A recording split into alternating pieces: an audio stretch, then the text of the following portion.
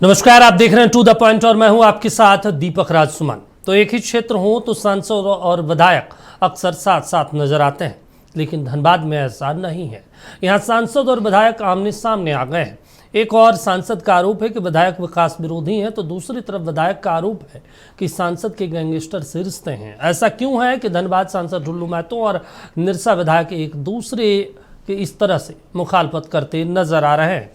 क्या है रिश्ते की अदावत की इनसाइड स्टोरी? आज टू द पॉइंट में विस्तार से चर्चा करेंगे।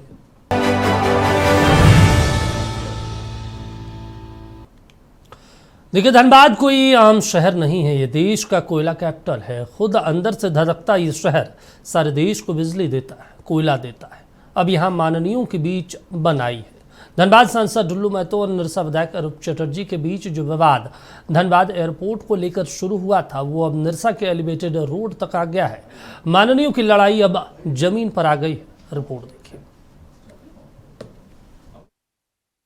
गैंगस्टर प्रिंस खान की धमकी के बाद निरसा विधायक अरूप चटर्जी थाना पहुंचे। यहां उन्होंने प्रिंस खान के खिलाफ निरसा एसडीपीओ को लिखित शिकायत दर्ज कराई है। साथ ही धमकी भरा मैसेज और ऑडियो क्लिप की पेन ड्राइव उन्हें सौंपी। इस दौरान हजारों की संख्या में उनके समर्थक मौजूद रहे। प्रिंस खान के खिलाफ विधायक की शिकायत दर्ज होने के बाद धनबाद सांसद ढुल्लू महतो सामने आए। सर्किट हाउस में प्रेस कॉन्फ्रेंस कर बताया कि प्रिंस खान ने उन्हें भी धमकी दी थी। अब राज्य सरकार को क्राइम ही पसंद है, सत्ता पक्ष के विधायक लोगों को क्राइम ही पसंद है, तो हम क्या करें? आपको 1 तारीख को धमकी मिली। यहाँ एसएसपी से भी मौखिक रूप से बात किया, बात कर सकते हैं भैया, बगल में है, लिखित दिए सारी जगह पर। आंदोलन ढुल्लू मत तो छोड़ के क्रिमिनल और गुंडा के प्रति कौन बोलता है? सब तो गुंडे से लोग जो हमारे पर आरोप लगाने वाले सब तो गुंडे से मिले हुए लोग हैं। ढुल्लू महतो यही नहीं रुके, उन्होंने कथित धमकी का ऑडियो चलाकर सुनाया और सवाल उठाया, आखिर पुलिस इसकी जांच क्यों नहीं कर रही? लेट होगा लेकिन मारेंगे जरूर, थोड़ा समय लगेगा लेकिन मारेंगे जरूर। पैसा मांगे तो लेकर रहेंगे। आगे तुमको एसएसपी डीजीपी डीआईजी जिसके पास जाना चल जाओ, अगर कोई तुमको जिंदा कर देगा बचा देगा तो तुम मत देना पैसा। खोपड़ी खुलवा देंगे, मारने से पहले भी बोलते हैं, मारने के बाद भी जिम्मेवारी लेते हैं। पता कर लो तुम मेरे बारे में। बोलिए अभिषेक, गंभीर मुद्दा आप भी थोड़ा बोलिए, क्या बोल रहे हैं? जवाब नहीं दे रहा तो ये रेडी है। सोचिए, ये सब कुछ सोचने की बात है। और जांच करे, जांच क्यों नहीं पुलिस कर रही है? पुलिस क्यों शांत है? विधायक से जारी विवाद को लेकर ढुल्लू ने तंज किया कि जो जनप्रतिनिधि अपने क्षेत्र में काम नहीं करते, उन्हें इसी तरह का मुद्दा तलाशना पड़ता है। पर जिंदा रहना राजनीतिक क्षेत्र में, अब लोग एक मुद्दा मिल जाता है, काम तो किया नहीं, लोग तो करेगा क्या? जिला प्रशासन को मैंने सूचना दे दिया है। जिला प्रशासन का काम है क्राइम को कंट्रोल करना, राज्य सरकार का काम है। ढुल्लू महतो का भारतीय जनता पार्टी का नहीं है। भारतीय जनता पार्टी इसको मुखर होकर बोलेगी, सरकार को बोलेंगे। अब हम उसको बंदूक लेकर नहीं खोजेंगे, बंदूक दिया हुआ सरकार ने पुलिस को खोजना चाहिए। इंटरपोल की जरूरत है इस मामले में। अब तो ये तो राज्य सरकार को पहल करना चाहिए, मुख्यमंत्री जी को पहल करना चाहिए। प्रिंस खान के घर पर बुलडोजर चलाए जाने पर उन्होंने कहा कि हर क्रिमिनल के घर पर बुलडोजर चलना चाहिए। ये हर क्रिमिनल का घर ढहाना चाहिए, उसका तो आज पहले करना चाहिए, पहले करना चाहिए। सांसद ढुल्लू महतो के प्रेस कॉन्फ्रेंस के बाद निरसा विधायक एक बार फिर से प्रेस से रूबरू हुए। उन्होंने कहा, मुंबई में भाई की तरह धनबाद में भी ढुल्लू भाई आगे आ रहे हैं। मेरी सारी कुछ भी होती है तो उसके लिए ढुल्लू जिम्मेदार होंगे। ढुल्लू कुछ भी हद तक जा सकती है, वो 40 से 50 हजार करोड़ की वो संपत्ति को बचाने के लिए। ये मुंबई जैसा भाई यहाँ भी बन रहा है आस्ते आस्ते। ढुल्लू भाई पहला भाई बनेगा धनबाद। ढुल्लू महतो की तमाम अवैध कारोबार के बारे में हमने बोला था और उसका प्रिंस खान के साथ संबंध के बारे में बोला था, तो ढुल्लू को जवाब नहीं देकर प्रिंस खान को आगे करके हमें धमकी दिलाना, इसीलिए आज हमने एफआईआर भी किया ढुल्लू के खिलाफ और प्रिंस खान के खिलाफ। गैंगस्टर प्रिंस खान की ओर से ढुल्लू महतो की दी गई धमकी मामले में चटर्जी का कहना है कि सांसद मनगढ़ंत कहानी बनाकर लोगों को भ्रमित कर रहे हैं। अगर 1 तारीख को उनको धमकी मिली और आज वो बोल रहे हैं, जब हमने कल सार्वजनिक कर दिया जो भाई दोनों का रिलेशन, उसका मतलब वो चीजें वो छिपा रहे हैं, या नहीं तो उनको जो मैसेजेस आए वो फेक है। वो आज जो माहौल धनबाद में बन गई, लोगों का दिमाग में जो आज आ रहा है, जो भाई ये व्यक्ति को जिताकर धनबाद की कितनी बड़ी मतलब क्षति हुई है, तो इससे घबरा कर वो चीजें बोल रहे हैं। नहीं तो किसी के पास, किसी सांसद के पास, वो भी जिनकी सरकार है केंद्र में, ऐसे व्यक्ति के पास कोई धमकी आए और वो चुप रहे, ऐसा नहीं हो सकता है। सांसद ढुल्लू महतो और विधायक अरूप चटर्जी धनबाद एयरपोर्ट को लेकर पहले भी आपस में टकरा चुके हैं, लेकिन हाल यह विवाद की कहानी निरसा में 400 करोड़ की लागत से बन रहे एलिवेटेड फ्लाईओवर से जुड़ी बताई जाती है, जहां लगभग 1.5 महीने से निर्माण कार्य ठप है। कथित तौर पर विधायक अरूप चटर्जी की चेतावनी के बाद ठेकेदार ने यहां काम बंद कर दिया और इससे नाराज ढुल्लू महतो ने विधायक पर विकास विरोधी होने और कमीशन के लिए काम रुकवाने का आरोप लगाया। यहां से सांसद और विधायक के बीच आरोप प्रत्यारोप का दौर शुरू हुआ, जिसमें अब दोनों ओर से व्यक्तिगत आरोप भी खुलकर लगाए जाने लगे हैं। नक्षत्र न्यूज के लिए धनबाद से अमित विश्वकर्मा और निरसा से बंटी झा की रिपोर्ट।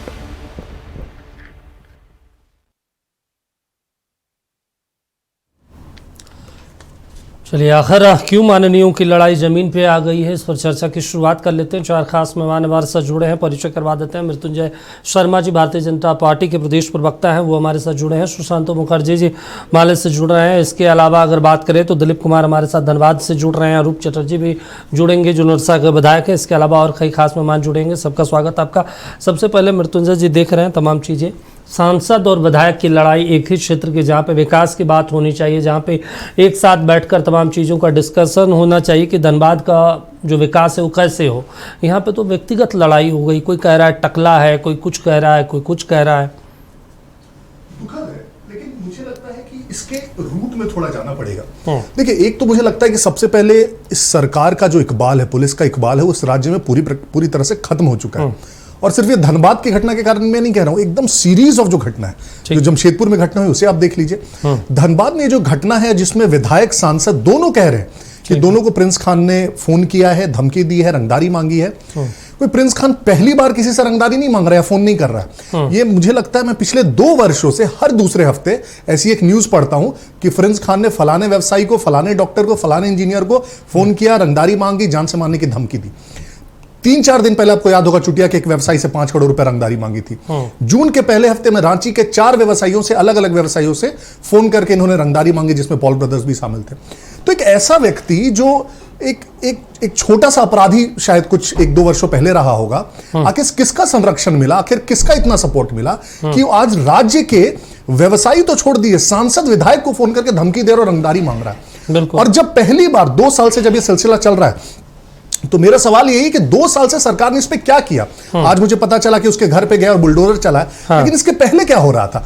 पिछली दफा जितनी बार धमकी दी गई, जितनी बार धनबाद के व्यवसायियों को धमकी दी गई, जब धनबाद के व्यवसायियों ने हाथ जोड़ के सरकार को बोला कि हमें बचाइए नहीं तो यहां से हमें जाना पड़ेगा, उस समय सरकार क्या कर रही थी? तो एक के बाद एक आप देखेंगे कि ऐसे इस एक्सट्रीम तक हमें क्यों लाना है कि जब वहां के सांसद, विधायक, एसएसपी को धमकी दी गई, इनफैक्ट सोच लीजिए, मतलब जिले के पुलिस कप्तान को धमकी दी जा रही है, उसके बाद जाके उसके घर पे बुलडोजर चला।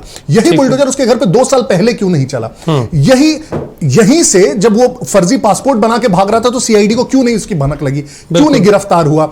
2 वर्षों से क्यों नहीं उसको पकड़ के लाया जा रहा है? कैसा बड़ा अपराधी है कि सरकार को और पूरे पुलिस तंत्र को अपनी उंगली पर नचाए हुए? तो मुझे लगता है राज्य सरकार को इसमें सबसे पहले अपने अंदर झांकना चाहिए कि पुलिस का कोई इकबाल बचा है कि नहीं इस राज्य में। आज हम लोग ये नहीं पूछते हैं कि कहां अपराध हुआ है, ये पूछते हैं कि अपराध कहां नहीं हुआ है आज एक दिन में। तो बड़ी बुरी स्थिति और राज्य सरकार को थोड़ा सोचना चाहिए इस पे। चलिए ठीक है सुशांत, तो आखिर क्यों विधायक सांसद के बीच अब इस तरह की टिप्पणी हो रहे हैं? हर रोज प्रेस कॉन्फ्रेंस से एक दूसरे के ऊपर आरोप। देखिए, वहाँ के जो सांसद हैं, आप तो देखे होंगे उसका अगल बगल जितने घूमने वाले हैं, कोई भी आम जनता नहीं। इनका शुरू से लेके रिकॉर्ड देख लीजिए, जब से 8-9 से वो विधायक बनने के बाद उनके ऊपर जो केसेस लगते हैं वो कौन से केसेस लगते हैं?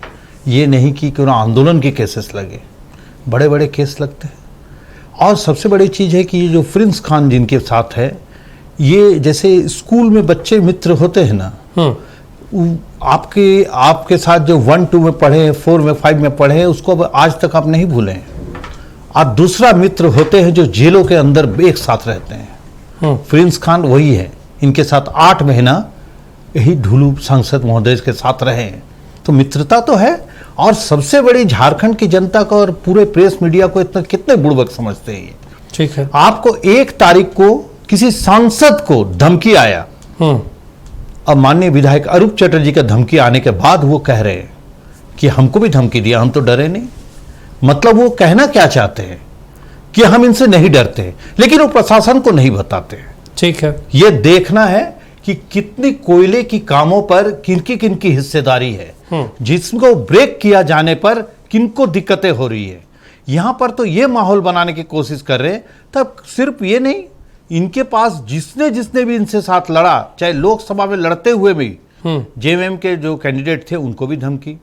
आप देखिए सरजू राजी को कुछ बोले हैं, कभी किसी और विधायक को कुछ बोले हैं, माननीयों को भी बोलते हैं, बोले जा रहे। लेकिन प्रशासन निश्चित तौर पर ये अभी है इंडिया से बाहर है। हमें लगता है कि हमारे भाई साहब जो कह रहे हैं कि निश्चित स्टेट गवर्नमेंट को ये करने की जरूरत है, लेकिन वो स्टेट से हमें लगता है कि केंद्र सरकार को एनआईए जांच करने की जरूरत है, उनकी जांच के अधीन में आने की जरूरत है। और मुख्यमंत्री निश्चित इसमें आगे बढ़ेंगे और उसको लाने की कोशिश करेंगे। लेकिन इनके साथ केंद्र सरकार को भी आगे आने की जरूरत है, क्योंकि पिछला अगर रिकॉर्ड देखा जाए केंद्र सरकार का, बड़े बड़े मोदी, बड़े बड़े लोग बाहर हैं, अभी तक उसको ला नहीं पाए, सिर्फ बोलते हैं। ठीक है, दिलीप कैसे लाएंगे रिएक्शन उनसे भी ले लेते हैं, क्योंकि दिलीप तमाम पूरे प्रक्रिया पे, तमाम गतिविधियों पर नजर बनाए हुए हैं। आज लगातार अरूप चटर्जी से भी बात कर रहे थे। दिलीप, आखिर माजरा क्या है, इनसाइड स्टोरी क्या है, क्यों अब इतना बवाल हो रहा है इस पूरे मामले को लेकर? चैनल है, अच्छी चैनल है। दिलीप, आवाज मिल रही है आपको? आखिर इस पूरे मसले का जो विवाद का जड़ है, इनसाइड स्टोरी क्या है इस विवाद का?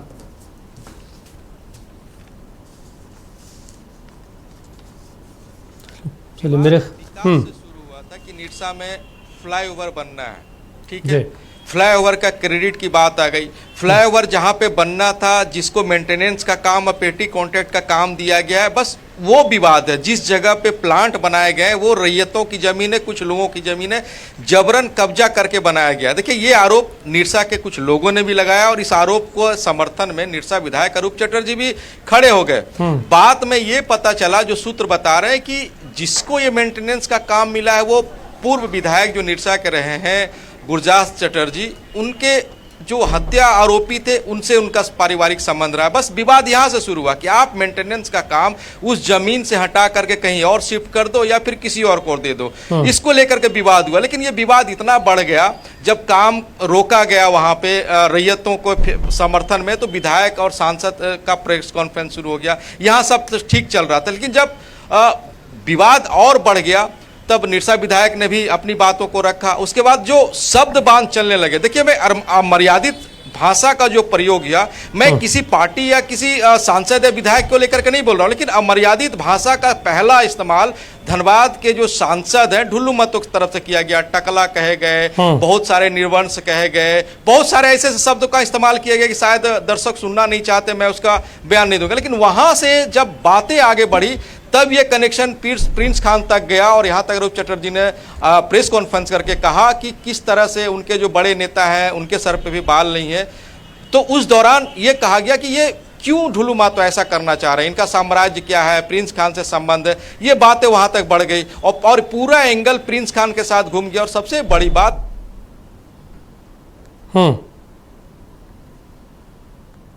चलिए टेक्निकल इशू आ रहा है, दिलीप से हम एक बार फिर से मैं ये नहीं और उसके बाद ठीक है, बोलिए दिलीप। और उसके बाद देखिए,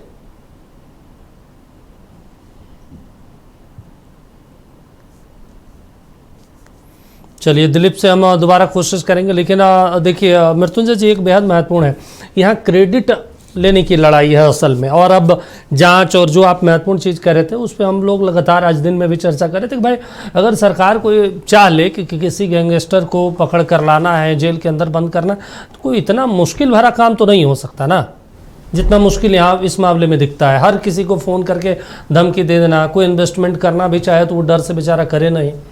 बिल्कुल, और मैं वही कह रहा हूं कि देखिए, एक दो जगह कहीं क्राइम होना तो हम मान भी सकते हैं कि जीरो क्राइम रेट नहीं हो सकता, और हो सकता है एक डेविएशन हो कि सरकार एक जगह फेल कर गई तो हम मान ले। अगर आपको लगातार ऐसे एग्जांपल्स दिखने लगे जो माखौल उड़ा रहे हो आपको कानून व्यवस्था का, तो आपको लगेगा फिर तो कुछ बहुत ही ज्यादा गड़बड़ है। धनबाद में सांसद विधायक को धमकी दे दी गई, वहीं जमशेदपुर में पीसीआर वैन से निकाल के पुलिस के सामने चाकू से गोद कर किसी को मार दिया गया। कभी आपने सुना है कि पुलिस के सामने अपराधी मार दे रहे हैं और पुलिस वहां पे मूक दर्शक बनी हुई है। आज इनफैक्ट रिपोर्ट आया कि पता चला जो वहां पे एसएचओज और वो निचले अधिकारी तो छोड़ दीजिए, डीएसपी हैं वो 2 दिन तक नहीं गए, मतलब वो वहां पे घटना स्थल पे नहीं गए देखने के लिए क्या हुआ है क्या नहीं हुआ है, अब उन पर आंच गिरी हुई है।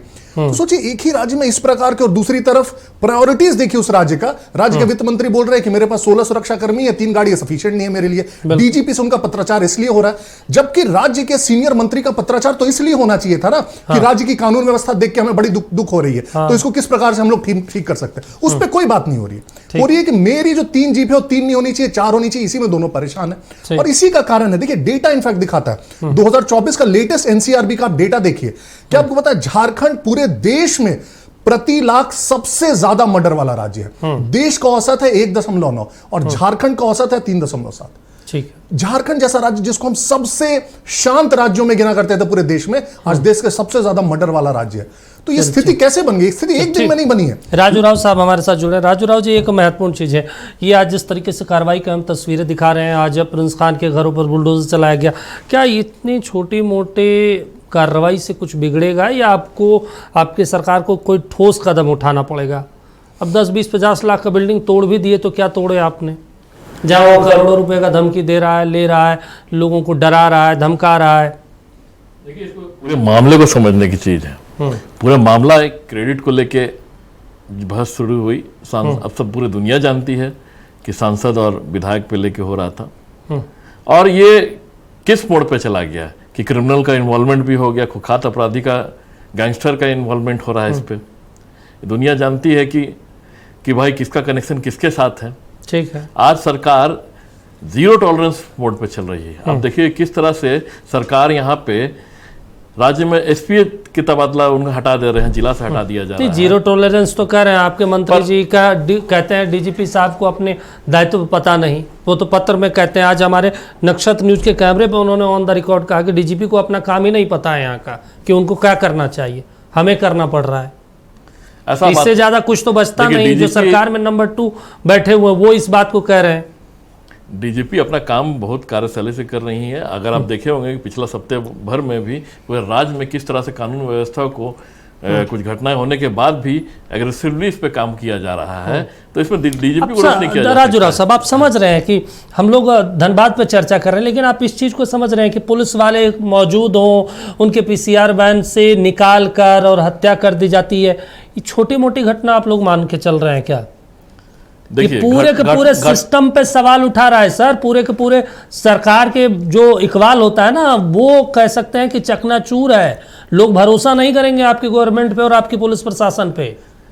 देखिए, आप जो क्वेश्चन कर रहे हैं मैं उसका जवाब सीधा सीधा दे रहा हूँ कि घटना जो सप्ताह भर में हुई है, आज सरकार डिसीजन ले रही है कि जीरो टॉलरेंस कह रही है कि जीरो टॉलरेंस है। आज देखिए किस तरह से कुर्की जब्ती हुई, किस तरह से घर उसने प्रिंस खान का उन्होंने गिरफ्तारी क्यों नहीं होती? गिरफ्तारी के लिए हमें, सरकार के पास इतने तंत्र तो है ना, सरकार के पास तंत्र है। हमें गृह मंत्रालय भी सपोर्ट करे, हम जाएंगे विदेश में पकड़ने। मतलब आपको लगता नहीं, आपको ये मान बैठा है कि केंद्र सरकार आपको सहयोग नहीं करेगी?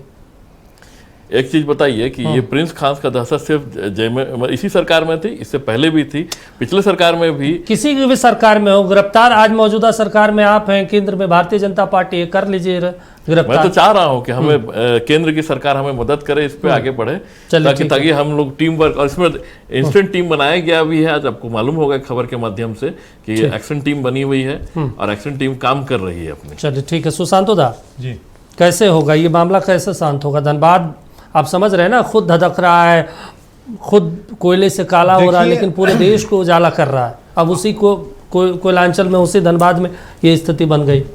जी जी, देखिए धनबाद एक संघर्षशील क्षेत्र है, आप मानिए। वहाँ मजदूरों का लड़ाई है। मजदूर, हम लोग भी मजदूर से लड़के हम लोग जीतते हैं। हम लोग ऐसे नहीं कि किसी से ऐसे, वोट तो आते हैं निश्चित, लेकिन हमारा सारा, अब ये जो मामला बना है, ये अब पॉलिटिकल से अलग जनता की लड़ाई, अब जनता आगे बढ़ेगी। मतलब यहाँ जनता की लड़ाई कहाँ दिख रहा है? अब दिख तो आपस में लड़ रहे हैं। नहीं, आपस तो आपको अभी दिख रहा है कि आपस की लड़ाई, लेकिन अब जो एंट्री हुए हैं उसके बाद ये किस लिए एंट्री हुए और कैसे कोयला क्षेत्र में बड़े बड़े अपने 13 गो 14 गो 15 गो 50 गो करके एक सांसद के पास कमाई की जगह है। सरकार आपकी जांच करवा लीजिए। यही तो कह रहे हैं ढुल्लू महतो अरे जी, तो आज भी यही बात सरकार कह रहे हमारी थे। है, एक सेकेंड बात तो सुन लीजिए, सरकार हमारी है, हमने केंद्र सरकार को लिखित देंगे कि भाई इसकी जांच एनआईए करे, हाँ। लेकिन केंद्र सरकार नहीं करेंगे। अरे तो अच्छा स्टेट एक चीज गवर्नमेंट के बताइए, पास भी तो आप अपनी बॉडी एक है। चीज बताइए, छोटी सी बात, ढुल्लू महतो को धमकी दिया, केंद्र में उनकी सरकार है, जी। वो सीबीआई जांच करा सकते हैं, एनआईए जांच करा सकते हैं, है ना। उन्होंने लेकिन तो ढुल्लू कहा कि महतो को SSP को हमने धमकी पत्र देने के लिखा बाद, एक मिनट, ढुल्लू महतो को धमकी देने के बाद उन्होंने ये बात तक प्रशासन को भी नहीं बताए तो उन्होंने तो आज ही कहा है प्रेस कॉन्फ्रेंस में कि भी हमने एसएसपी को पत्र लिखा है। अरे भाई ऐसा हो सकता है, एसएसपी को पत्र लिखने के बाद प्रशासन को छोड़िए, पत्रकारों को पता नहीं चलेगा, वो तो हर चीज, वो तो सांस लेते हैं तो पत्रकार व्हाट्सएप में आ जाते हैं और फेसबुक में दिखने लगते हैं, लेकिन वो 1 तारीख को कंप्लेन दिए, वो पेपर में भी नहीं आए, कुछ नहीं, ऐसा नहीं हो सकते हैं। हमें लगता है कि हम माननीय सांसद महोदय जो हमारे धनबाद के हैं, उनको आगे बढ़ना चाहिए, होम मिनिस्टर से मिलके प्रिंस खान को कैसे हमारे झारखंड में उसको बैक किया जाए, इसके लिए व्यवस्था करने की जरूरत है। हम लोग सारे उनके सहयोग के, हम लोग लड़ेंगे उनके साथ, देंगे साथ, लेकिन आप जांच कराने के लिए केंद्र सरकार को, सीबीआई एनआईए को आपके पास है, काहे चुप रह गए भाई? चलिए 3 ठीक है, दिन चलिए ठीक ये है, नहीं चुप रहने की बात है। जी। चलिए दिलीप हमारे साथ जुड़े हैं। दिलीप देखिए, ये आखिरकार जो गेंद है, वो जो पाला है, वो केंद्र सरकार के फेवर में जाता है कि भाई केंद्र सरकार करे, स्टेट गवर्नमेंट कुछ नहीं कर सकती। आपको लगता है, क्योंकि आज दोनों प्रेस कॉन्फ्रेंस कर रहे थे, दोनों की बातों से क्या कुछ लगा? देखिए कई सवाल उठते हैं, आप समझिए इस बात को। कल निरसा विधायक अरूप चटर्जी के फ़ोन पे मैसेज आया, उन्होंने पब्लिकली इस बात को बताया, झारखंड के जो चाहे उन्होंने उनसे जो बात हुई थी, मुख्यमंत्री को भी अवगत कराया, डीजीपी को भी अवगत कराया, धनबाद एसएसपी को अवगत कराया, आज बजाबता नेम्ड एफआईआर कराए। आज अरूप चटर्जी ने भी यही बात को कहा, जब प्रेस कॉन्फ्रेंस से पहले जब नक्षत्र न्यूज से बात हुई थी, उन्होंने कहा कि 1 तारीख को मैसेज को दिए। सवाल उठेगा ना भाई कि अगर किसी को धमकी दे रहा तो सबसे पहले थाना है या डीएसपी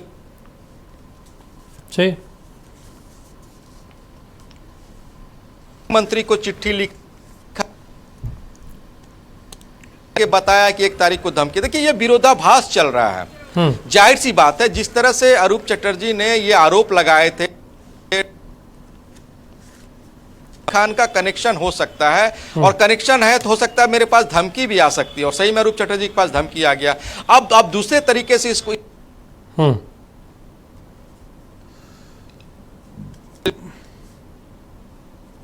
जाहिर सी बात, आप जनप्रतिनिधि हैं, ठीक है आपको मीडिया में आने की आवश्यकता नहीं थी, लेकिन किसी वरीय पदाधिकारी, पुलिस या कहीं तो आपको संज्ञान देने की जरूरत थी कि भाई मेरे को धमकी मिली है, मेरे साथ कोई घटना घट जाएगी तो क्या होगा। कल अगर सांसद जी के साथ कोई घटना घट जाती थी, इसकी जिम्मेवारी कौन लेता? क्या भाई आपने पहले क्यों नहीं लिखित शिकायत की, आपने पहले क्यों नहीं जानकारी दी? कि कई तकनीकी बातें हैं जिसमें सांसद ढुल्लू महतो अपनी ही बातों में उलझते जा रहे हैं। आज कल जब अरूप चटर्जी को धमकी मिली तो फिर आज प्रेस कॉन्फ्रेंस करने की क्या जरूरत पड़ी कि हमको भी धमकी मिला और धमकी 1 तारीख को मिला। तो कई विरोधाभास बातें यहाँ पे चल रही है। और देखिए कई बातें थी, 2 दिन पहले तक सांसद प्रेस कॉन्फ्रेंस करते थे तो अनाप शनाप बोलते थे, कई चीज़ों को अपने तरीके से बोलते थे, लेकिन आज जब प्रेस कॉन्फ्रेंस किए तो बड़े अच्छे तरीके से बात रखे। तो आखिर ये फिर बदलाव कैसे आ रहा? तो कहीं ना कहीं चीजें बदलती जा रही है अब प्रिंस खान के एंट्री होने से। चलिए ठीक है मृत्युंजय जी, आप समझ रहे। देखिए ये बात भी आज निरसा विधायक कह रहे थे कि पहले जिस तरीके से भाषा का लहजा का प्रयोग किया गया था, आज उनका भाषा लहजा तमाम चीज़ें बदल गई थी। और एक और महत्वपूर्ण चीज़ है, जैसा कि राजू राव साहब भी कह रहे थे, सुशांत ओदा भी कह रहे थे कि केंद्र सरकार हस्तक्षेप करे और केंद्र सरकार अपनी एजेंसियों से जाँच कराए। आप लोगों के लिए कोई बड़ी बात नहीं है किसी भी गैंगस्टर को, किसी भी अपराधी को बाहर से लाना। किसका विषय है? कभी भी अगर कोई अपराधी किसी को फोन करके रंगदारी मांगे और धमकी दे तो उसकी जांच सीबीआई करेगी। तो सीबीआई को और कोई काम नहीं बचा है। और लॉ एंड ऑर्डर जो स्टेट का है, जो स्टेट पुलिस वो क्या करेगी? वो बालू घाट और कोयला घाट और पत्थर चोरी यही देखेगी और पैसा वसूली करेगी। Basic difference. और दूसरी बात, कभी भी राज्य सरकार को कोई भी केस होता है, और हम लोगों ने हमेशा देखा है, जिसे वो बहुत इंपॉर्टेंट मानती है, राज्य सरकार हमेशा रेफर करती है। वो कहती है कि हम इस जांच को सीबीआई को सौंप रहे हैं, क्योंकि हमें लगता है कि राज्य की पुलिस इसे क्षमता से इसे जांच नहीं कर सकती। क्या उसका दायरा बड़ा हो तो एग्जैक्टली क्या आपने ये दिया रिकमेंडेशन? अभी तक किसको दिया आपने रिकमेंडेशन? बताइए हमें। एक बार भी अगर दिया हो तो पहली बार। दूसरी बात, एक कोई घटना हो तो आपको लगे कि ये पहली बार हो गया। आज जो कुर्की जब्ती भी हुई प्रिंस खान के घर पर, कैसे हुई वो कोर्ट के आदेश के बाद हुई। अभी भी ये सरकार कुछ नहीं करती। कुछ नहीं किया। 7 बार कुर्की जब्ती कर चुकी है, फिर भी अभी तक घर कैसे खड़ा है बाहर भाई उसका? तो ऐसी कौन सी कुर्की जब्ती कर रहे हैं 7 बार से कि आज तक उसका घर खड़ा है, और 8वीं बार कोर्ट आदेश देख रहा है तो फिर आज एक बुलडोजर लेके जा रहे हैं और दिखा दे रहे हैं। 8-8 बार कुर्की जब्ती में घर खड़ा ही दिख रहा है उनका। तो कोई भी जो प्यूनिटिव एक्शन लेने की बात होती है, एक सरकार की सीरियसनेस होती है, वो नहीं झलकती है हल्की सी भी। बस अपना पल्ला झाड़ना है, और हर चीज में आप या तो विपक्ष के सांसद पर, विपक्ष के विधायक पर, या केंद्र सरकार पर, मतलब अपने देर से सुबह सो के उठने का भी इल्जाम केंद्र सरकार पे लगा दीजिए। लॉ एंड ऑर्डर जैसे बेसिक चीज आप कैसे केंद्र सरकार पे थोप सकते हैं? केंद्र सरकार चाहेगी तो बिल्कुल करेगी, आप रिकमेंड कीजिए ना। केंद्र सरकार को नक्सलिज्म हटाना था, आप सालों से सोचते रह गए, केंद्र सरकार ने 2 साल में खत्म कर दिया, आप देखते रहे 70 सालों तक। हम वो भी कर सकते हैं। हमने विदेशों से कितने लोगों को रिट्रीव करके वापस लाया जिनको वर्षों से इंतजार किया जा रहा था। तो हम बिल्कुल करेंगे। आप सौंपिए केंद्र सरकार को, आप बोलिए कि एनआईए और सीबीआई को जांच करनी चाहिए, हमारे हाथ से बाहर की चीज है। नहीं, लेकिन अब मामला तो आपके ही सांसद का है, तो जाहिर सी बात है थोड़ा सा तो सांसद से नहीं, फिर आप प्रोसेस में जाइए ना। सांसद मेरा हो उनका हो, it is not important. Important है लॉ एंड ऑर्डर कहां का है, ठीक, यहां का इशू है, तो स्टेट उसको डील करेगी ना, या स्टेट बोलेगी कि हमारे बस के बाहर की चीज है। ये तो ऐसे भी इंटरनेशनल मामला है, भारत में तो गैंगस्टर रहता नहीं। बाहर से कॉल आया, किसको कॉल आया? तो state police first investigating authority होगी ना। बिल्कुल। अब कोई जबरदस्ती आके अपना केस उठा लेगा वहां से।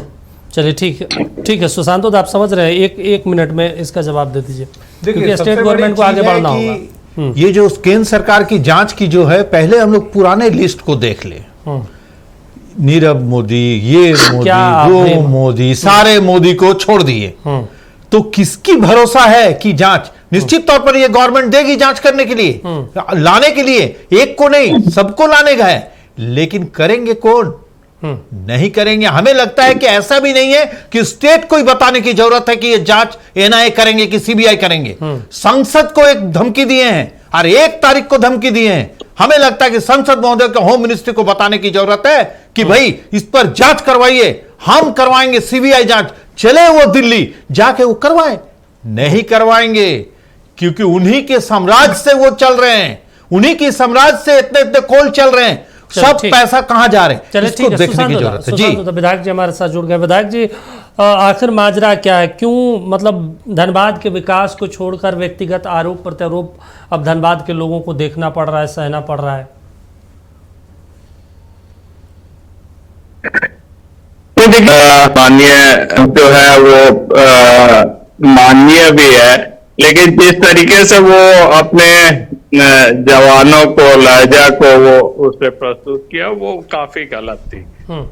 लोगों को टकला कहना, कछुआ कहना, या आप बोल सकते हैं जो लोगों को ये कहना जो जिसका बेटा नहीं है उसको परिवार का दर्द नहीं है, इस तरीके के लहजा हम समझते हैं एक सांसद को कभी भी शोभनीय नहीं है। मैंने सिर्फ ये मांग किया था जो इस हिसाब से कोयला चोरी, कोयला तस्करी आज बाघमारा क्षेत्र पे हो रही, चाहे आउटसोर्सिंग हो, चाहे इलीगल माइनिंग हो, इन तमाम चीजों की जांच होनी चाहिए। अगर धनबाद को बचाना है तो कोयला चोरी को रोकवाना है, और हम लोग जल्दी सभी एमएलए, चाहे वो भाजपा के हो, कांग्रेस के हो, हम लोग हो, सब लोग मिलकर इस लड़ाई को लड़ेंगे।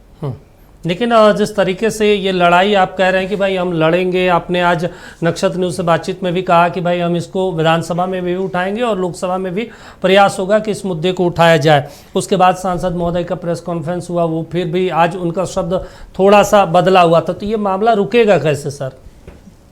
क्योंकि ये तो मैंने पहले धनबाद में लड़ाई लड़ रहे थे, अब इंटरनेशनल लड़ाई हो गया। कैसे वो लोकसभा में उठाए, बंगाल में वो कोयला चोरी के विरुद्ध में सीबीआई करवा सकती है, तो झारखंड में क्यों नहीं करवा सकती है? झारखंड में भी शुरुआत हो, सीबीआई जांच हो, ईडी की जांच हो। और रही बात आपकी प्रिंस खान की, देखिए प्रिंस खान की संरक्षण सफेद पोस्ट कर रहे हैं, ये बातें पुलिस की भी जांच में सामने आई। तो ये चीज चूंकि वो पाकिस्तान में बैठा हुआ है आज के दिन, तो सिर्फ एनआईए या दूसरी सेंट्रल गवर्नमेंट की जांच एजेंसी कर सकती है, ये सीआईडी तो नहीं कर सकती है। हम लोगों ने 3 बार रिकमेंडेशन किया सेंट्रल गवर्नमेंट को, इंटरपोल को अलर्ट करने के लिए, लेकिन हम लोग की जो भी रिक्वेस्ट जाती है वो रिजेक्ट हो जाती है होम मिनिस्ट्री में जाके। चलिए ठीक है, जो आप कह रहे हैं उस पर हम और भी चर्चा करेंगे।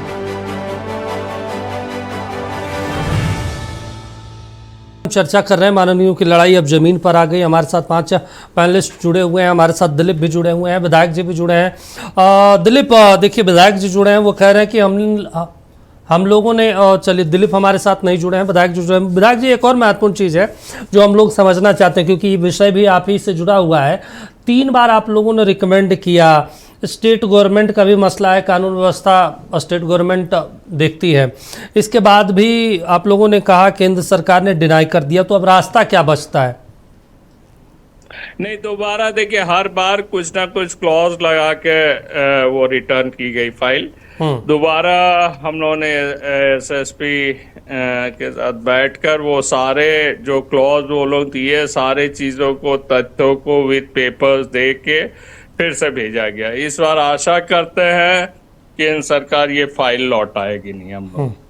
चलिए, ये तो मामला एक गैंगस्टर को लेकर हो गया, लेकिन आप लोग जो लड़ रहे हैं, जो आप लोगों की व्यक्तिगत अब लड़ाई हो गई, वो कैसे रुकेगी? क्योंकि माननीय सांसद महोदय भी तो कह ही रहे हैं कि हमें भी धमकी मिली, 1 तारीख को धमकी मिली, लेकिन ना मीडिया को पता है, ना कोई पत्र दिखा, किसी अखबारों में भी कुछ छपा नहीं। कृष्णा अग्रवाल जी को धमकी मिली, उसने केस कर दिया।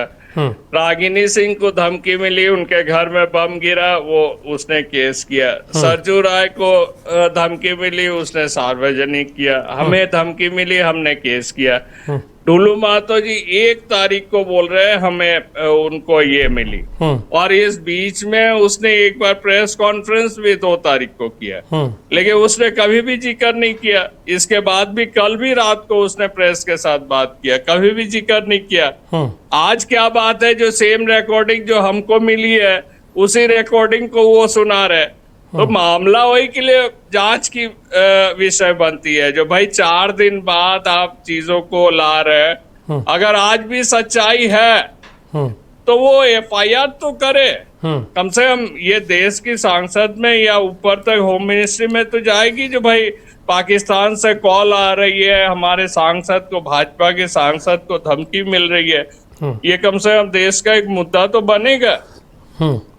नहीं तो आप मानते हैं कि सांसद महोदय का संरक्षण मिला हुआ है? क्योंकि आपने तो कई मीडिया स्टेटमेंट में इस बात का भी जिक्र किया। सांसद महोदय की बिल्कुल संरक्षण है, क्योंकि जब कृष्ण अग्रवाल ने उनकी कैंडिडेचर के विरोध किए तो उसको फोन करके ये बोला गया बाकायदे कि आप उसकी विरोध ना करें। रागिनी सिंह जी उसका विरोध कर रहे थे तो उनको भी धमकी दिया गया। जो ढुल्लू महतो का विरोध करता है सिर्फ उसी को धमकी आता है, बाकी कोई पॉलिटिकल लीडर्स को नहीं आता है। इसके कोई प्रमाण है प्रशासन के पास, आपके पास, कि जो विरोध किया उन्हीं के पास धमकी भरा फोन आया? हम लोगों ने एफआईआर किया है, एफआईआर की सारे कड़ियों को जोड़े, जिसके पास धमकी आया सारे कड़ियों को जोड़े, आपको पता चलेगा जो भाई ये मामला कहाँ से आ रहा है। चलिए ठीक है। मृत्युंजय, कोई रंगदारी नहीं है, हम कोई ये में नहीं रहते हैं, प्रिंस खान से कोई मतलब नहीं है, आज तक कोई धमकी नहीं आई। ऐसा क्या हुआ जो एक दिन 21 घंटा पहले हमने डुल्लू के खिलाफ जब बयान दिए तो हमारे पास धमकी आ गई, तो कुछ तो मामला है।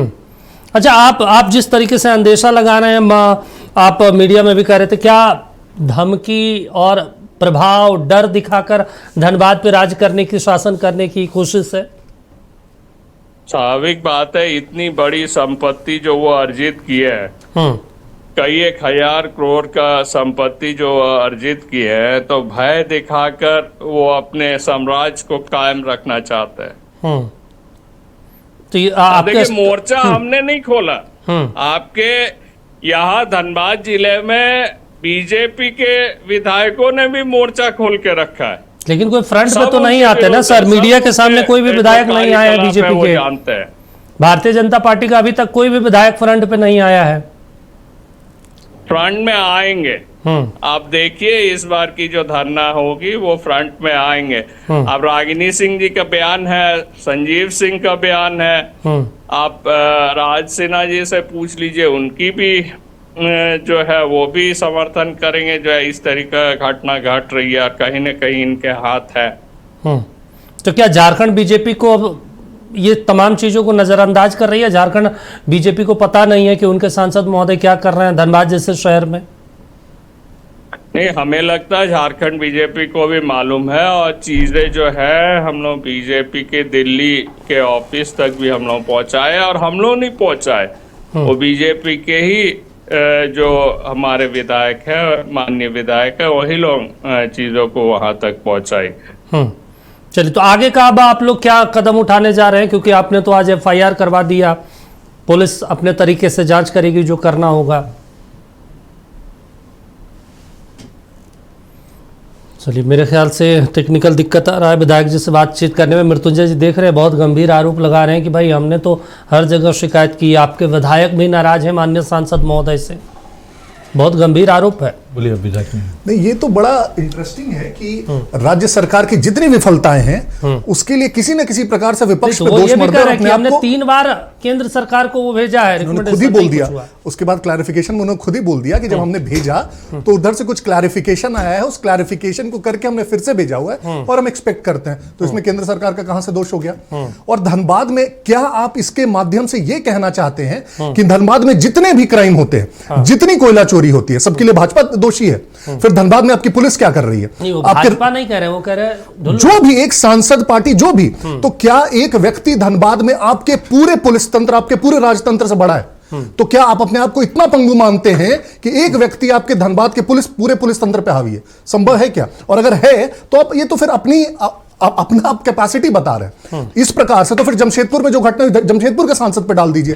रांची में पिछले 1 महीने में 12 चेन छिनतई की घटनाएं हुई हैं, सब रांची के सांसद पे डाल दीजिए। घूम फिर कर बोलिए उसकी भी जांच केंद्र को करनी चाहिए, जमशेदपुर की घटना की जांच भी केंद्र को करनी चाहिए। घटना एक जगह हो सकती है ना, घटना एक जगह हो सकती है। एक जगह मान लीजिए आपको कोई भी कंटेंशन है, क्या प्रिंस खान ने सिर्फ धनबाद में और सिर्फ अरूप चैटर्जी को धमकी दी है? क्या प्रिंस खान ने पिछले 2 साल में हर एक दूसरे हफ्ते में किसी को धमकी नहीं दी है? क्या उसके लिए भाजपा या उसके सांसद दोषी हैं? आपने उस पर क्या एक्शन लिया उसके बाद से? और क्या वही सिर्फ एक अपराधी है? क्या यहां के जेलों के अंदर से फोन करके धमकी नहीं दी जा रही है?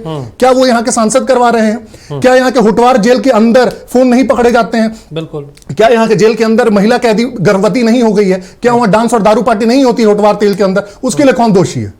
चलिए, ठीक है। तो हर चीज के लिए घूम फिर कर केंद्र सरकार, तो फिर आप कर क्या रहे हैं? बोल दीजिए कि 356 लगा दीजिए, केंद्र सरकार यहां पे ले ले, यहाँ पे राष्ट्रपति शासन लग जाए, हम देख लेंगे लॉ एंड ऑर्डर। ठीक है। विधायक जी हमारे साथ जुड़े, विधायक जी से एक और रिएक्शन लेते हैं। अरूप जी, एक और महत्वपूर्ण सवाल है। देखिए, मृत्युंजय जी कह रहे हैं कि झारखंड में तो हर जगह हर तरह की धमकियां हमने देखी प्रिंस खान की।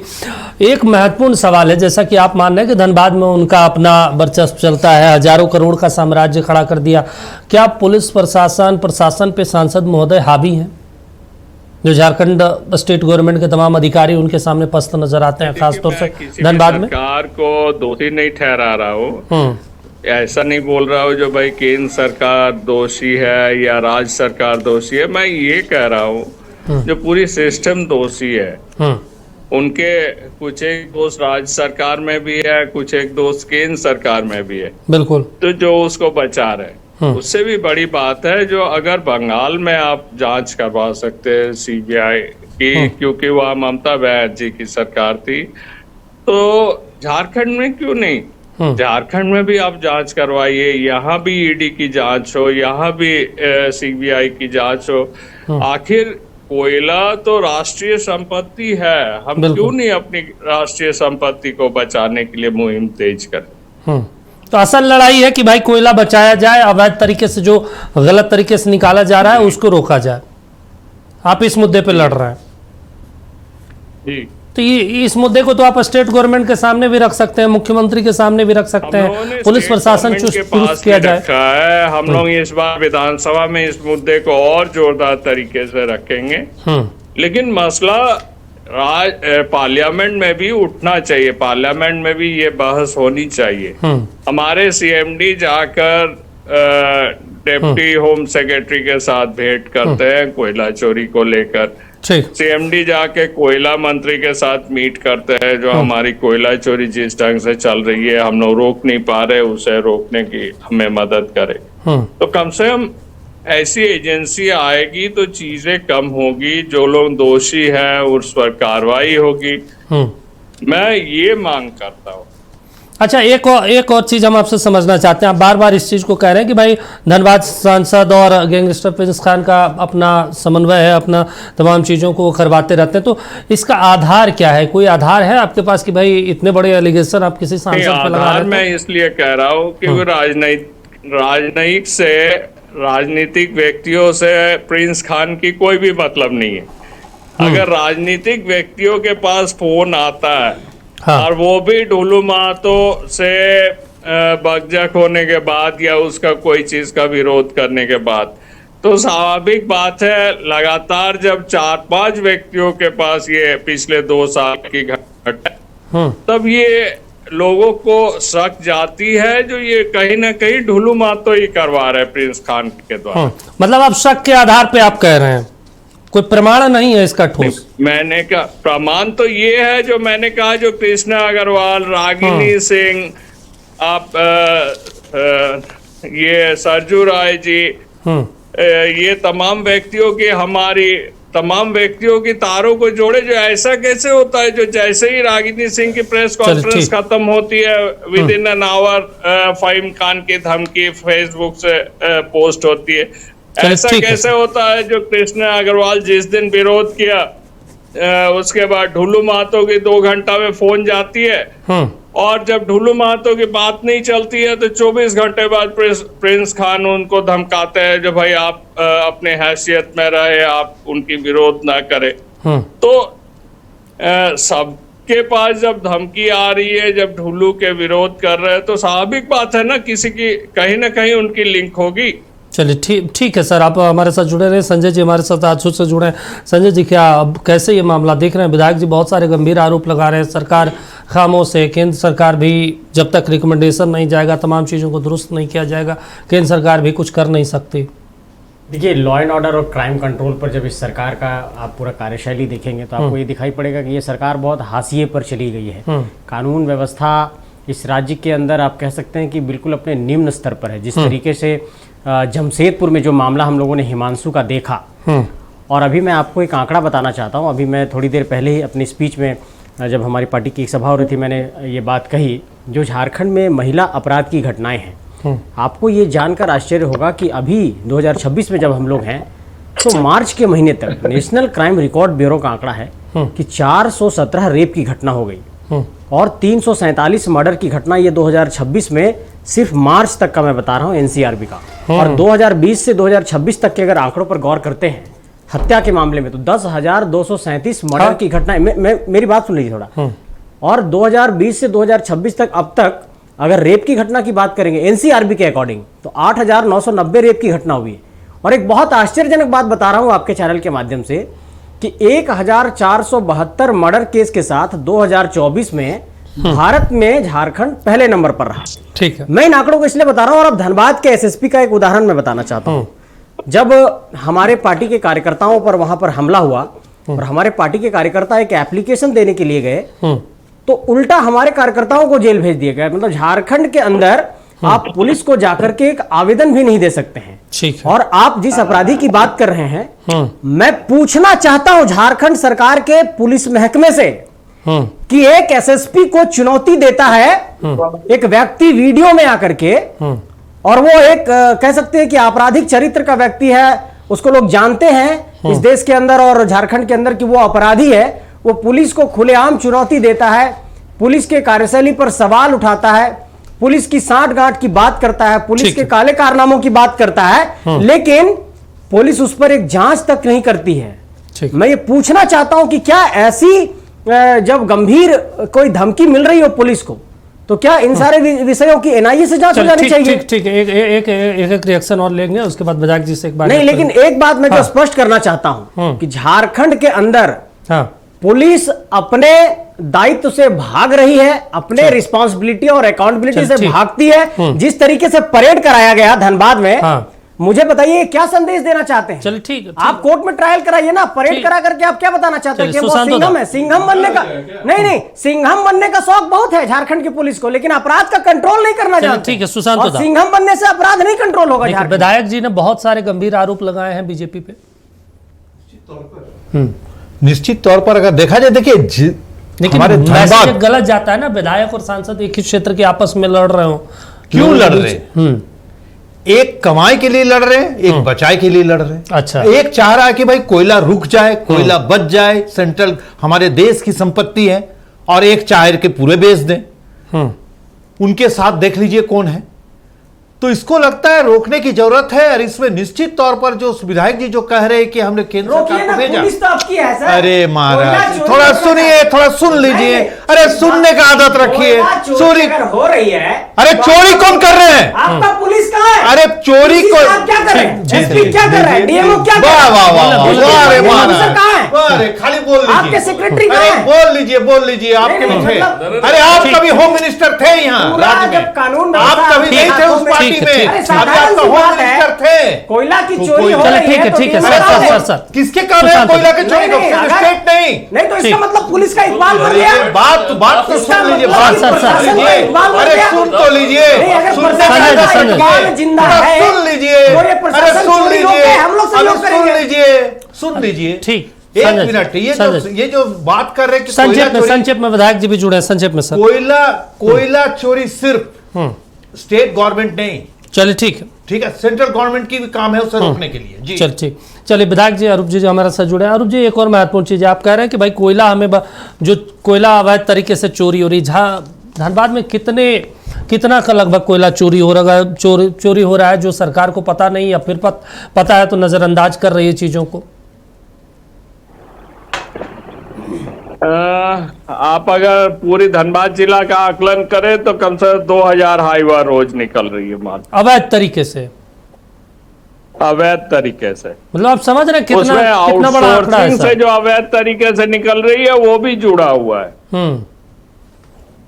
मोटा मोटी सारे आउटसोर्सिंग जो है बीसीसीएल में सबसे 30 से 35 हाईवा जो 16 चक्का हाईवा है वो निकलती है। अब कल की न्यूज देख ले, वहीं पर करीब कितना 40 हाईवा जो माल है वो 20 हाईवा जो माल है वो निकल गई रात को, जो एक जगह स्टॉक की हुई थी वर्षों से। तो किसी का तो संरक्षण होगा ना विधायक जी? तो इतने बड़े 2,000-2,500 मात्रा में निकल रहा है वहां पे, 16 चक्का निकलती है तो वो काफी है, बहुत है। ये कितने का एस्टिमेट कारोबार होगा जो सरकार को पता नहीं है और हो रहा है अवैध तरीके से? ये 100 करोड़ से भी ऊपर की अवैध कारोबार हो रही है पर मंथ। मृत्युंजय जी, आप सुन रहे हैं, केंद्र सरकार की चीजें हैं, मतलब विधायक जी बोल रहे हैं ये बात। बीसीसीएल से ज्यादा प्रोडक्शन इनकी है। दीपक जी, तो किनका मिली? सत्ताधारी दल के विधायक एक बयान दे रहे हैं कि 2-2,500 हाईवा से रोज कोयला की चोरी हो रही है, इससे बड़ी शर्मिंदगी की बात और ठीक क्या हो सकती है? नहीं, तो ये तो मान रहे हैं ना कि चीजें हो रही है यहाँ पे, अब किसकी मिलीभगत हो रही है? चुप नहीं रहना ना संजय जी, वही के लिए तो मैं मांग कर रहा हूँ जी सीबीआई की जांच हो। हाँ ठीक है, अगर आपको लगता है जो सत्ताधारी दल यहाँ पर मिली हुई है, हमारे प्रशासन अरूप जी, है, तो सीबीआई की जांच क्यों नहीं करते हैं? अरूप जी, ये बताइए कि किसकी मिलीभगत से इतना बड़ा खेल हो रहा है? कुछ नाम तो होगा आपको, इतना अगर आंकड़ा पता है, कारोबार पता है, तो कौन कौन लोग इसमें शामिल हैं? देखिए, सारे लोग मिले हुए हैं, यहाँ से पूरी सिस्टम बंधी हुई है, यहाँ से लेकर ऊपर तक। इसमें सारे सफेद पोस्ट ज्यादातर लगे हुए हैं, पुलिस की सहभागिता है, प्रशासन की सहभागिता है। मैं किसका नाम करूँ, चाहे कोई भी सरकार हो, ये चीजें अनर्गल चलते रहती है। तो रुकेगी कैसे सर जांच? तो सर आप कह रहे हैं सफेद पोस्ट शामिल है, तो जाहिर सी बात है सफेद पोस्ट तो कभी तैयार नहीं होगा जांच करवाने के लिए। तो वही के लिए मैं कहता हूं, जो केंद्र की जांच एजेंसी अगर आए तो कम से कम इस पर कुछ तो रोक लगेगी। तो वहां पे भी तो सफेद पोस्ट ही बैठे हुए हैं सर, ऊपर से नीचे का सिस्टम भी तो वही लोग चला रहे हैं। थोड़ी बहुत तो भय होगी। आपको लगता है, आप भी इतने अनुभवी आदमी है सर? देखिए, चाहे तो कहीं भी रोक लगाई जा सकती है। जिस दिन चाह ले एजेंसियां, जिस दिन चाह ले प्रशासन या सरकार, सारे रुक जाएगी एक दिन। चलो ठीक है, देखिए बात इन्होंने चल, ठीक। जिस दिन सरकार और प्रशासन चाह ले तो चीजें बंद हो जाएगी। ठीक है मृत्युंजय जी, रुक जाएगा तो प्रशासन और सरकार चाहती क्यों नहीं है? चले ये मृत्युंजय सबसे जी, बड़ा सवाल है। चले मृत्युंजय जी, और इसी देखिए सवाल का जवाब झारखंडी जनमानस चले को ठीक मिलना चाहिए। मृत्युंजय ये जी, बात बहुत कहना चाहते हैं। गंभीर बात है कि भाई एक मौजूदा विधायक सत्ता में बैठे हैं, वो इस बात को स्वीकार कर रहे हैं कि वो 2500 हाइबा अवैध तरीके से कोयला निकल रहा है।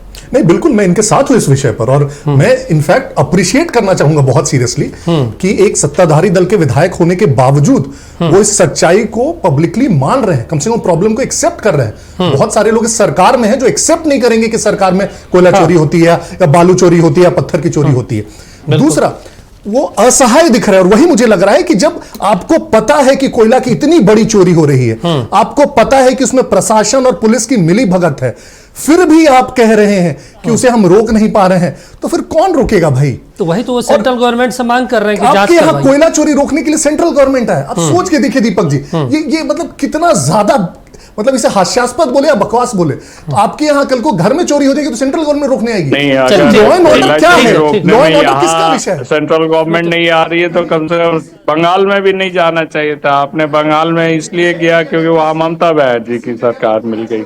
लोकल यहाँ थाना वहां का क्यों क्या नहीं कर रहा करवाना है? ये चाहते? बताइए, यहाँ भी करवाना लोकल चाहिए। थाने का क्या रोल है? अगर इस प्रकार के पेटी क्राइम्स के लिए भी लोकल थाना नहीं है, वहां के एसएचओ, वहां के डीएसपी, वहां के एसएसपी कोई काम नहीं कर रहे, तो फिर उस तंत्र को आप हटा दीजिए। या दूसरा आप कहिए कि हम हमारा सेंटर को ट्रांसफर कर दे रहे, तो हम बिल्कुल उसको बहुत अच्छे से ले लेंगे। चलिए ठीक है, विधायक जी जवाब ले लेते हैं सर। नक्सलिज्म हटाना था, हमने प्रत्येक राज्य में घुस के नक्सलिज्म हटाया, एक एंड डेट दे के हटाया। चलिए ठीक है, कह दीजिए एक बार कि आपके हाथ के बाहर, आपके सीएम कह दे। चलिए ठीक है विधायक, आप कह रहे हैं आपके सीएम बस यही कह दे। ठीक है विधायक जी, कंक्लूड कर दीजिए जो मृत्युंजय जी कह रहे हैं। देखिए, सबसे बड़ा मामला है अरुण जी, जो मृत्युंजय जी कह रहे हैं कि भाई हर चीज के लिए तो केंद्र सरकार की एजेंसियां जांच नहीं करेगी ना, अगर वहां पे नहीं, सही बात है। मैं ये नहीं कह रहा हूँ जो आप कोयला चोरी रोकने के लिए केंद्र सरकार आए, लेकिन कहीं ना कहीं जब इतनी बड़ी पैमाने पर लूट हो रही है, ये कोयला जो है ये राष्ट्रीय संपत्ति है, तो कहीं ना कहीं हम समझते हैं जो केंद्र सरकार को भी हस्तक्षेप करना चाहिए। सीबीआई जांच इस झारखंड में भी बंगाल के तरह होना चाहिए। चलिए ठीक है, शुक्रिया सर जुड़ने के लिए, बातचीत करने के लिए। मृत्युंजय जी, सुशांतो जी, राजू राव साहब, संजय मेहता जी जुड़ने के लिए और कीमती समय देने के लिए शुक्रिया आप सभी का। लेकिन बड़ा सवाल यही है कि माननीयों की लड़ाई जारी है। धनबाद में विकास कार्य को लेकर कोई कोयला को रोकने की बात कर रहा है, कोई गैंगस्टर की धमकी को लेकर चर्चा है, कोई टकला कर रहा है, तमाम चीजों को लेकर कह रहा है। देखना होगा ये विवाद कब खत्म होता है। 14 पॉइंट में विकल्प इतना है। देखते रहिए नक्षत्र न्यूज। नमस्कार।